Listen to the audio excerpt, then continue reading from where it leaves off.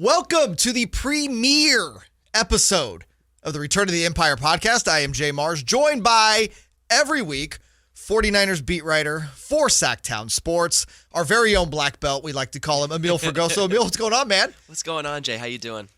You know, I have been eagerly anticipating the start of week one since that NFC Championship game. Oh, yeah. Like, we all knew going into this season there was going to be so much talk about what are the 49ers going to do. You know, you had the Jimmy Garoppolo going away press conference that, well, Jimmy didn't really go away. We're going to dive into that a little bit later on in the show. But yeah, man, I've just been waiting and itching for week one to start. It is finally football season. I'm sure you are kind of feeling the same way. Oh my gosh, I've been ready for it since training camp started over a month ago. I mean, the team is excited, the buzz around the city's excited, the fans were out and loud and about in the Bay Area especially. It is Niners season, Niners country out here. Let's get right into training camp because I know you've been down there several times. You've had a chance to really watch this team up close. Yeah. First and foremost, when you watched Trey Lance performing in training camp, what were things that stuck out to you?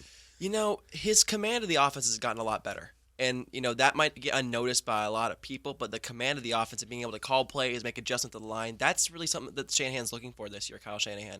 He's looking for his quarterback of the future to be the quarterback of the future right now. They took a big step making him the guy at 22 years old, and he's showing so far that he at least has an understanding of the offense, can command the offense to do that stuff. Now, when it comes down to plays and stuff like that, that's another story. He still has to get a little better in certain areas, certain throws. He's learning. And then in preseason doesn't really help. Obviously, backup centers, backup linemen doesn't really help with that.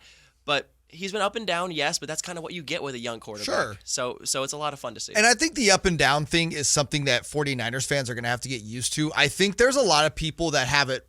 They have it put in their head it's going to go one of two ways, right? Yeah. Trey's going to go out there and just suck. Yeah. Like, he's not going to be good. He's going to be throwing picks, although if you look at his college stats, and that's always hard to, quantitate that at the NFL level, he never threw a pick in college. No. So the idea that he's just going to come out there and be this pick machine, I don't think it's going to be a matter of he's going to suck that bad.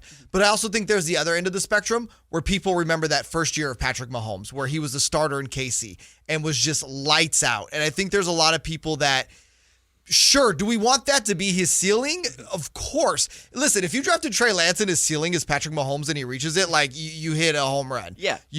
But I don't think those are realistic expectations for him this year.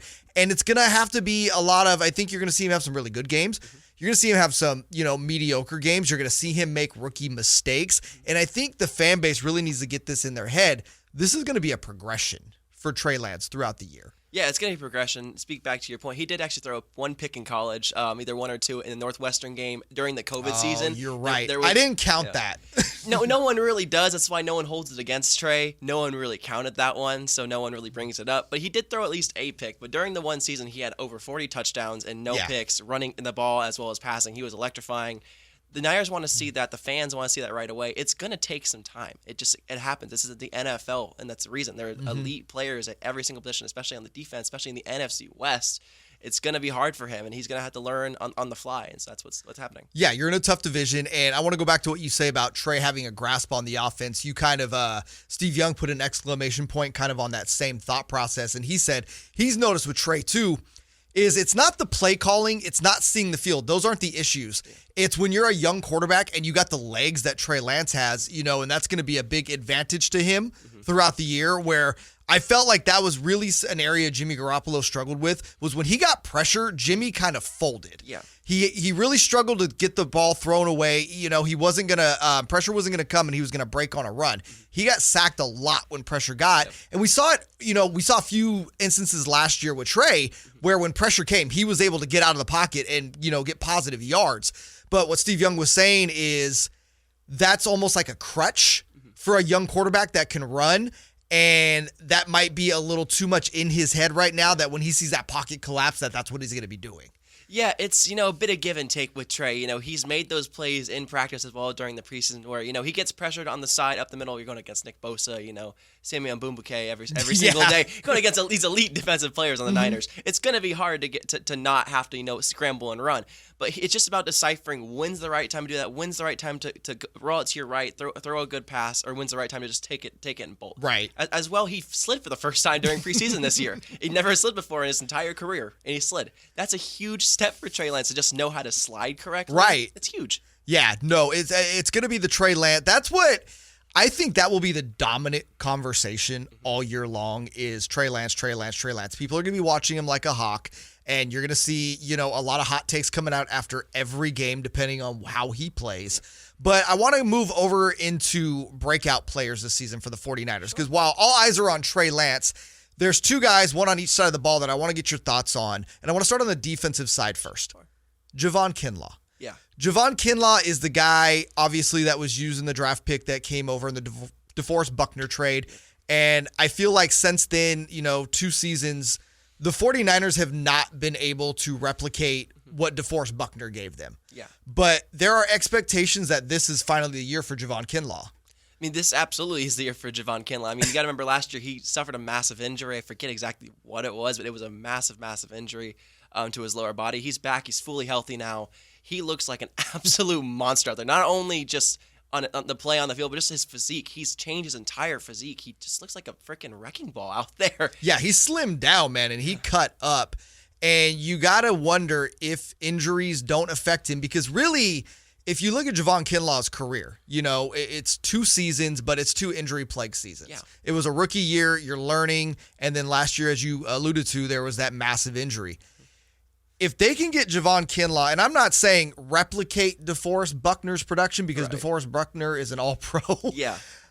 But if he can come, I don't even like to use the word close to it, but just be productive. Yeah. Right there, I feel like that's going to give this defense such a huge boost that it needs. Well, it's about surrounding Kinlaw with the right pieces. I mean, they moved Eric Armstead onto the inside instead of being an edge rusher. He's now a defensive tackle. So which, to me, is his defensive tackle is his best spot. And I think they really highlighted that last year. I always thought he was good on the edge, but when they moved him into the interior, I think that is where Armstead is best fit. He's more of a run stuffer, honestly. He's much better on the inside than the outside. He's quick, but I think he's much stronger than people give him credit for, and being on the inside helps him with that. So having him paired with Kinlaw, and then as well with Bosa on the edge, and then Bucame on the edge, Drake Jackson on the edge, there's a lot of speed and a lot of talent just to surround Kinlaw. Yeah, and so let's then move over to the offensive side of the ball. Me and you, off air, have had these conversations a couple times. Mm-hmm. Is this the year that we finally see we saw signs in his rookie year a lot of what Brandon Ayuk can do. Mm-hmm. And then last year, obviously, he was in the quote-unquote doghouse earlier in the season. But, towards the end of the season, really started to flash some of that potential again that we saw. Is this the year that he finally moves into a every down scenario, where he is out there and he is a massive part of this offense? Frankly, in my opinion, he's the best receiver on this offense. That's a hell of a statement with George Kittle and Deebo Samuel. I know. Best receiver, not best pass catcher. I hear you. But they're going to use Deebo as a wide back. They're going to continue to use him as a wide back. That's part of it. They're going to continue to run the ball a lot. They're going to run the ball 20 to 25, 30 times possibly in a game. And when it comes to Ayuk, it's about hitting the big play, hitting the PA bootleg to the right. During training camp, Brandon Ayuk was the best player in training camp out of the entire team. There was no one even close. He lost maybe 1 or 2 routes on 1v1s the entire time. He was unbelievable the entire time, and it just shows the repertoire he has with Trey Lance over the offseason. Yeah, and I think that's going to be important, and here's why. I don't think Ayuk and Jimmy Garoppolo ever got in sync, mainly because Ayuk's rookie year, Garoppolo was hurt all year, and Ayuk was sitting there dealing with the Nick Mullins, CJ Beathard, excuse me. Love CJ Beathard. Yeah, I love him as a human being. Yeah. Really cool guy. Yes. Was not in love with him as a quarterback. No. Neither was I with Nick Mullins. No. But so you had that year kind of a wash. And then last year, again, spending the first part in the doghouse, the 49ers really struggling, especially in the passing game coming out of the gate last year. And I think one of the big things with Ayuk is there's big playability there. And let's just face it, Jimmy Garoppolo was not a guy that was going to get the ball downfield for a big play receiver. I think the 49ers were 26th last year in passes over 20 yards. Everyone likes to point out the statistics of Jimmy Garoppolo last year, which were solid. I'm not going to argue that. But there's so much of what made that offense good in the passing game was the yards after catch with Deebo Samuel or George Kittle when he was healthy. Yeah. And I think having a guy like Trey Lance, and we saw it in that first preseason game, Trey has a gun. Yes. And Trey, when he is on, is a very accurate passer. Again, we alluded to the stats. His first year in college, 40-something TDs, no INTs. Yeah. That's a part of the offensive game that since Kyle Shanahan has been head coach of the 49ers, we've never seen. Yeah. And with a receiver like Ayuk that has that big playability and finally having a passer with Trey Lance to get him the ball, I really do think, kind of to your point, this could be Brandon Ayuk's breakout season. Absolutely. I have him projected at 70 receptions this year, 1,100 yards, and 8 touchdowns just overall. I think he can easily do that, possibly get more. I just think they're going to be so much attention on Kittle, so much attention on Deebo Samuel that it's really going to speak volumes of Brandon Ayuk's ability. And even the great Jerry Rice spoke out recently about Brandon Ayuk. He goes, he is the guy who is next up in line for this team because of the attention the other two generate. He's going to have a lot of targets this year. Yeah. So again, I think those are our two. When we talk about breakout players to look for, I think it is Kinlaw on the defensive side, Ayuk on the offensive side. Of course, there's always other guys that could break out, but I think those are the two. If you're a 49ers fan this year, there was so much expectation put on both of those guys when they were drafted, and hopefully finally in year 3, we finally see them break out. This is the return of the Empire podcast. Thank you so much. Of course, if you're watching on YouTube, thank you. This is available on YouTube. We will live stream these as well. So if you want to view our handsome faces, we are there. Wave hello to the cameras. No, your camera's right there. Oh, yeah. There we go. Try that wave again. Perfect. Also, of course, you can download this on all platforms, Google Play, Apple. You can check it out, Sactown Sports 1140, the app. Make sure you download that as well. So, week 1, Chicago. This is interesting because we were looking at this on the morning show. They have played at Soldier Field quite a bit over the last 6 seasons. They were there last year, and that was a big win. They, I feel like that win last year for both Garoppolo and the Niners really turned around the season. That was kind of the beginning of it. But now we're starting out in week 1. This is a Chicago team that I don't think there's a lot of expectations on them. Defensively, they were in the bottom third of the NFL last year. So let's start with the offensive standpoint first. How do you see them kind of taking advantage of that Bears defense?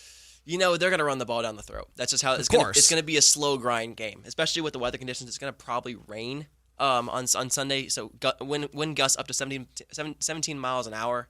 It's a big deal, especially in the windy city. Hard to throw the ball. They want to get Trey acclimated in the first game. They don't want to just throw him into things. They're going to run the ball up the middle with Elijah Mitchell, with Jeff Wilson, with Ty Davis Price, their rookie as well. They're going to run the ball up the middle a lot, and they're going to expose this line. I mean, the real issue is who's going to start center for the Niners, because right now it's Jake Brendel instead of Daniel Brunskill, who's the backup, but he's also still out with a lower body injury as well. A lot of soft tissue injuries affected Niners this year. So it's really going to be how good can this line be week 1 with a couple pieces missing, as well. Mike McGlinchey. Yeah, McGlinchey's to me is the big piece missing in week 1. He is too. I mean, he might play, he might not. There's some serious knee irritation going on with that. And the same leg, he had the repaired quad, which is a very big deal. Right. And so we'll see what happens. We'll get some more information today and into the week through practice. But yeah, they're going to run the ball up the throat and then just hitting the play action over the middle and stuff. I would imagine with those wind gusts, and I don't think you'll see a lot of deep passes. We just talked about Ayuk being that deep threat receiver, but I think another thing, when you talk about running the ball a lot, I think there's going to be not a lot, but I think you're going to see several times where there's going to be designed runs for Trey Lance to really take advantage of that, because that is the staple of the Kyle Shanahan offense. It doesn't matter who the quarterback is. They always look to establish the run game first. And it was really interesting last year, and I thought this was a big reason why the 49ers started slow, is they would fall behind in games, and Kyle would abandon the run. Yeah. And it would basically become, we have Jimmy Garoppolo passing for 3 downs, which, as we have seen over and over again, was a recipe for disaster. Yeah. Jimmy Garoppolo was, to me, as good as the run game was. And it was to the point where, later in the season when they started playing well, even if they would get down, Shanahan wouldn't abandon the run game. He would stick with the run game to get them back into it. So I think that will kind of be what we see going forward, at least for the first 4 or 5 games, while Trey Lance tries to get his feet under him. Is regardless of the score, I think that 49er run game is going to be paramount in the offense, even if down. I mean, they have 5 running backs on the roster. That speaks volumes, and not 6 if you're counting Deebo Samuel. Sure, they got a lot of running backs on this roster. They're gonna run and that's with cutting Trey Sermon. Yeah, that's with cutting Trey Sermon, and they just had a tryout yesterday for another running back. They're bringing in more running backs. That's the theme of this team is the run game. They're running down people's throats. That's the point, and that's what's going to happen in Chicago. It's kind of crazy to me because Trey Sermon was so hyped coming out of college. And, a lot of people have been playing Monday morning quarterback like, it wasn't really Trey Sermon's ability, at Ohio State. It was the Ohio State run offense was catered towards him. And my only thing to say about that is, well, the 49ers also run a offense that is very plug and play. Mm-hmm. I mean, we've seen guys from Matt Breida to Raheem Mostert break out in that offense. Elijah Mitchell, a rookie 5th-round pick last year, break out in that offense. I think it speaks more to Trey Sermon, unfortunately, that he just wasn't able to catch on. Yeah. And quite frankly, I think I expected more from him, number one. I'm not saying I was shocked. Nothing shocks me anymore in the NFL. I was surprised he was cut, though, given just how deep their running back core is. I had him on my list of fringe players to watch going into the cut day last week, and I had him making it just because I knew how much the Niners valued him. Even a couple of days prior, they said, no, Trey is a big value to us. He's really improved this year. And then 2 days later, they cut him. So it just speaks to the degree of cutthroat ability, a business ability that the NFL is. Yeah. And just, the value that the Niners have at running back. I mean, they got that undrafted rookie Jordan Mason, who has been, frankly, the better back than Sherman all preseason. He's been running over people in training camp. He has been the LeGarrette Blount that they've been missing. Right. Honestly, he's been that downhill power back bruiser. They need to get 2-3 yards at the goal line. He is that guy. I will absolutely see him get touches this year. He's impressed them. Yeah, no, he has been really good, and I would expect him to get some looks again with a heavy run game this Sunday. But I think all eyes, the matchup people are going to be watching is Trey Lance versus Justin Fields. Oh God, yeah. You have the battle of 2 first-round picks. Justin Fields, when we were going with the who is Kyle Shanahan going to take at number 3, there was a lot of people, including myself, that thought Justin Fields was in play there, but they went with Trey Lance. Justin Fields struggled last year. And, it's hard to really pinpoint how much of that is on Fields versus, look, the Bears offense was trash last year. And this team has lost Allen Robinson to the Rams. They don't exactly look like an offense that's going to be explosive. But I think this is, at least from a standpoint of talking points, Trey Lance needs to outplay Justin Fields on Sunday. He has no reason not to. Yeah. Other than, the game being in Chicago, zero reason. But if we come out of this game and the 49ers lose and Justin Fields outplays Trey Lance, oh my God, next week is going to be unbearable. Oh man, if we lose to the Bears, that would be terrible if the Niners lose. If we lose to the Bears, but again, if Justin Fields outplays Trey Lance, that's also we need Trey Lance to play well. Let's just say that. Look, Justin Fields, I want to root for the guy. I really think he has a lot of talent. It's just the Bears organization and the general manager and the front office they have has not put him in the winning culture. And frankly, he brought up Allen Robinson. That might actually be addition by subtraction because he really was terrible for them last year. Yeah, he wasn't good. I mean, and I think he'll be good with the Rams just because, again, being in that system, it's kind of hard not to be if you're a talented offensive player. But when I look at Fields, there are similarities, but Trey gets the ball downfield way better. I think Trey has better legs, although and Fields is no slouch as far as, if a pocket collapses, he can get out and run. But I think while that will be everybody's matchup to look for, and rightfully so, I want to go back to what we were talking about. I think the Bears are going to be running the ball a lot too to Montgomery on Sunday. And I think we're just really going to see this is going to be more of a battle of the run game than it is the quarterbacks, which I know disappoints people, but weather conditions, Justin Fields, not a rookie, but also not an established passer in the NFL yet. And I look for Montgomery to get 30-plus carries. Yeah. I don't know if Elijah Mitchell will hit 30 because, again, I think they'll spread the ball around to the different backs in that offense. But this is going to be a run-heavy game. It is. Elijah Mitchell will not get 30 touches. If you have him on your fantasy team, he's not getting 30 touches. He's coming off a hamstring issue that he had all preseason. He's rested the entire preseason. He's ready to go now. But, they're going to spread it out. They're going to divvy it up between him, between Jeff Wilson, between other backs, and as well with Trey Lance. He's going to get some read option plays. He's going to get some design runs. It's going to be a cut down the throat, one of those games, 2017 probably. Who knows? Yeah, 2017, and you hope the Niners are on the other, the 20 side of that. Yep. So let's get into it. Give me 3 bold predictions for this game. Bold predictions. I say Trey Lance has at least 50 yards rushing. Okay, that's a bold prediction. There's one right there. I say that Javon Kinlaw gets at least 1 sack. I also say that Samuel Womack, the rookie nickelback the Niners have, he will be a big player going up against their slot receivers, Darnell Mooney possibly as well on the outside. We'll see. But yeah, I think those are the 3 predictions you can look for. Okay, I have 3 bold predictions as well. Bold prediction number 1, the 49ers win by 10 points. I like it. Okay, that's my first one.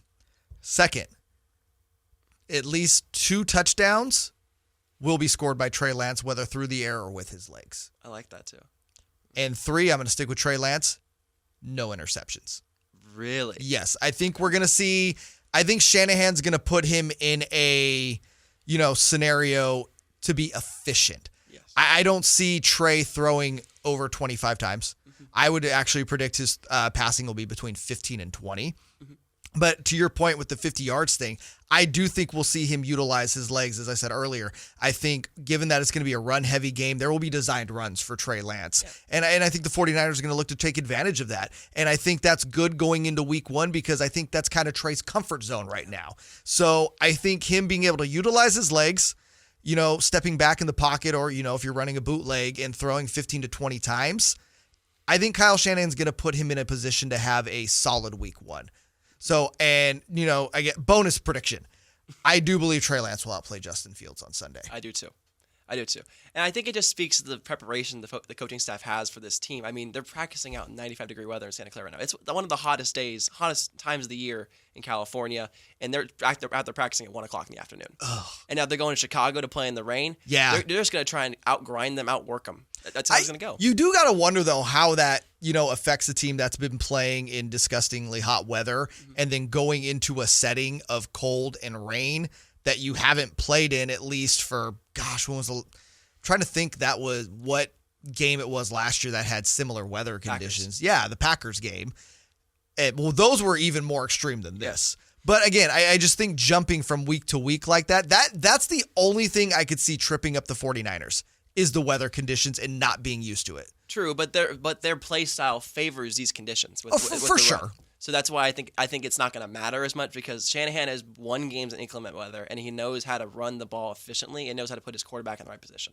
All right, finally, because it is going into week 1, and I want us to remember we're going to make some big predictions for the 49ers. Yep.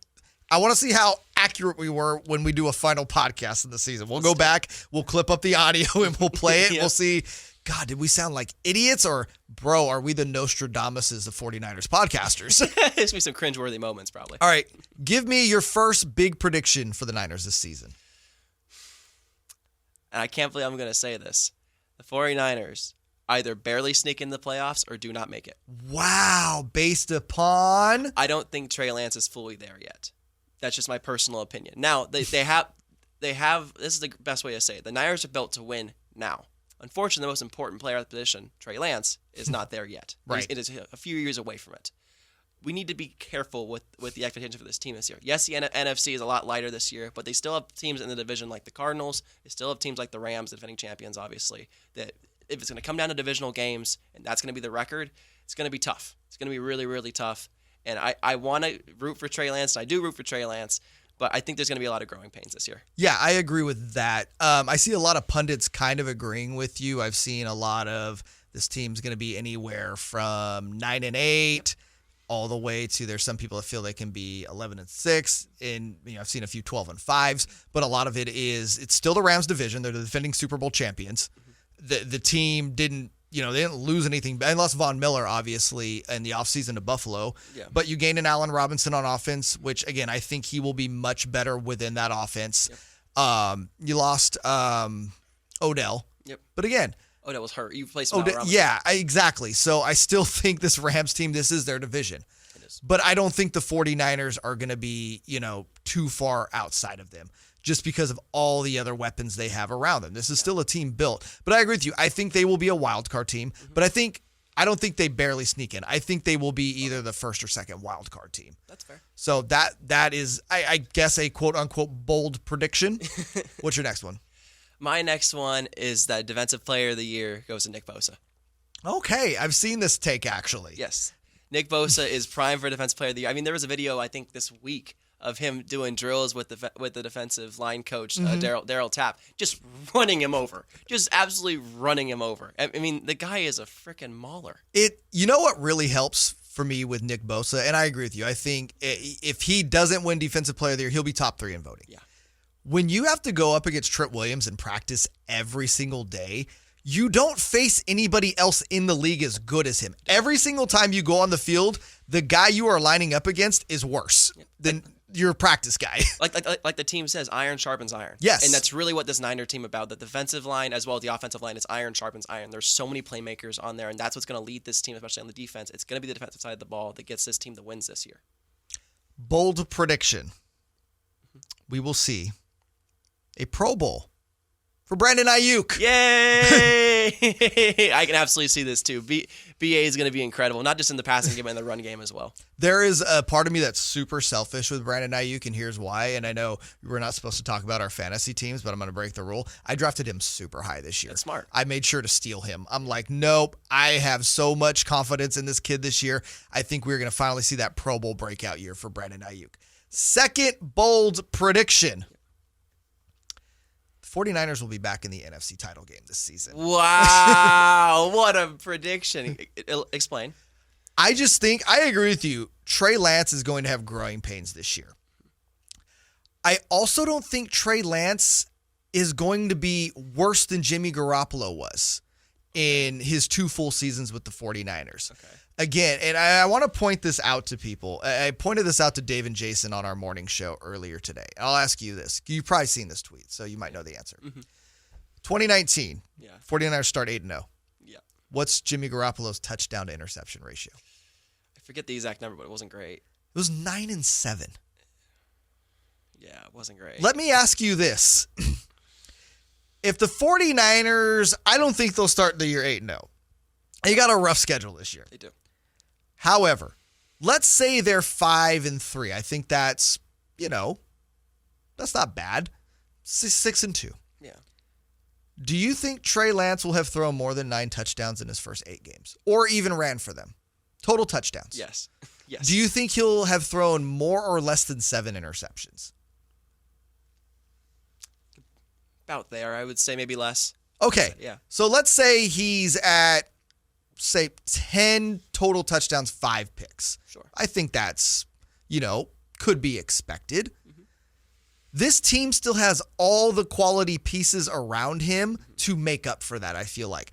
Given the run game, given what they still have on the defensive side of the ball, and you've heard Richard Sherman and praising that secondary. He wants to join the team again. I know. And, they're going to get Jason Verrett back at some point, and hopefully he can stay healthy because when healthy, he was so good for them. Hopefully. Yeah, It's been fingers years. crossed. Yeah. And obviously Jimmy Ward, they need to get him back. There's guys they need to get back on the defensive side of the ball. But I think if Kinlaw can take that step that we talked about, the secondary is shored up from an injury standpoint.